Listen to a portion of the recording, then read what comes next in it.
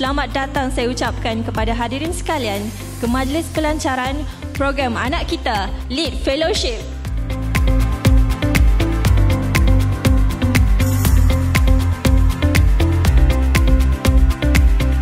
Sebagai pendidik, kita semua memahami bahawa setiap murid adalah istimewa. Peranan guru pemulihan amatlah penting kerana anda adalah individu yang membimbing murid-murid untuk memenuhi potensi mereka yang sebenar.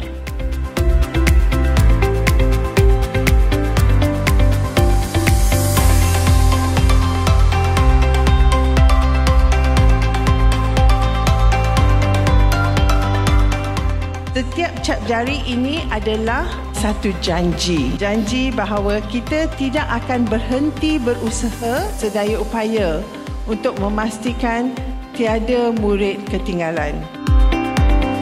Perkataan fellowship dia membawa makna yang mendalam. Perkataan ini mencerminkan sebuah perjalanan yang bukan sahaja melibatkan perkembangan individu, perkembangan anda, tapi juga perkembangan bersama antara pemimpin dengan peserta.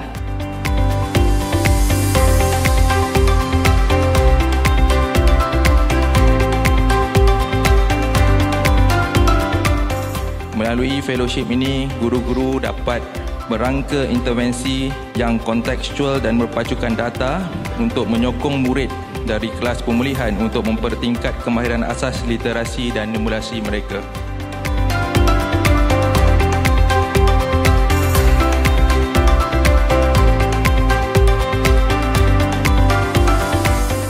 Cikgu bukan sahaja menyampaikan ilmu, tetapi juga membentuk impian, keyakinan anak-anak yang akan menjadi generasi baru kita dan membentuk masa depan mereka.